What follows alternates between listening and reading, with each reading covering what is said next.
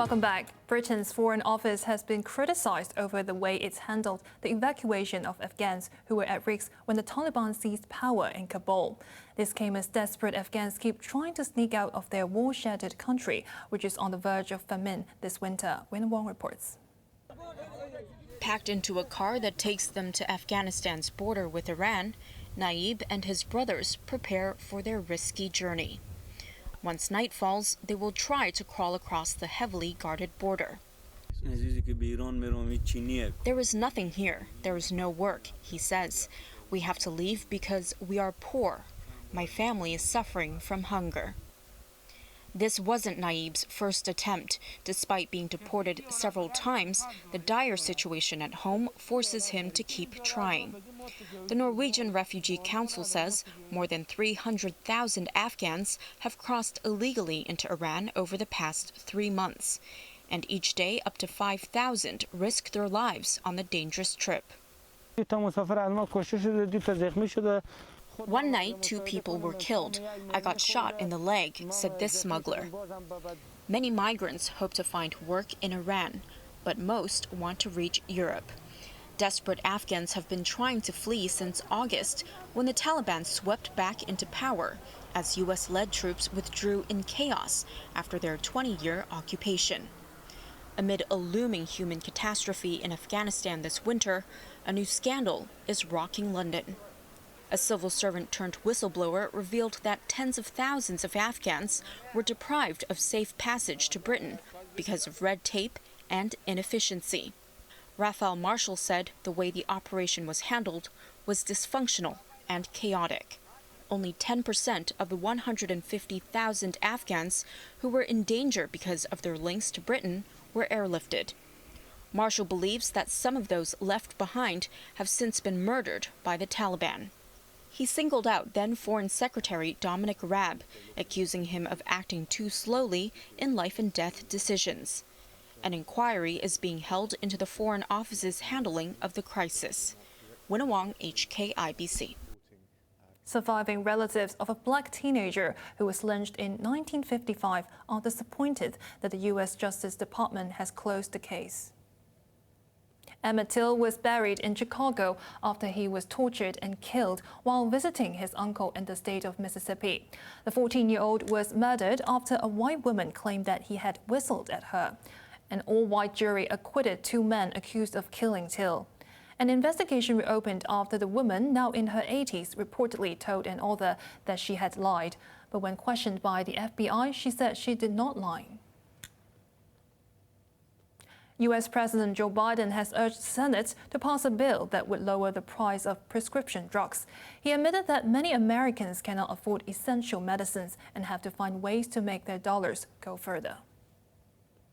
Today, 1 in 4 Americans who take prescription drugs struggle to afford them. Nearly 30% of these patients have skipped doses of essential drugs that they have to take. Others have simply not fulfilled the prescription, tried to use over-the-counter drug and cut pills in half, or because they can't afford the cost of the prescription.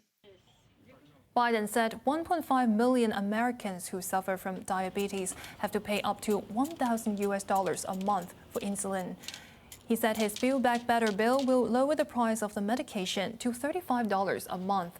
But senators are bickering over the bill's provisions, and even members from Biden's Democratic Party are expected to make demands in exchange for their support.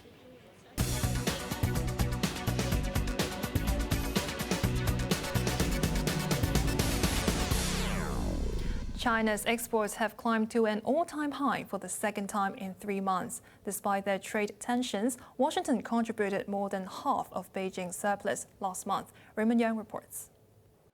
There's little secret that China's economic growth hinges on its exports, and it doesn't seem to be giving up its title as the world's factory soon. Exports last month stood at a record $326 billion, beating the previous high set only in September. Outbound shipments were up 22% from a year ago, marking the 14th straight month of double-digit growth, although the pace slowed down by more than 5 percentage points from October.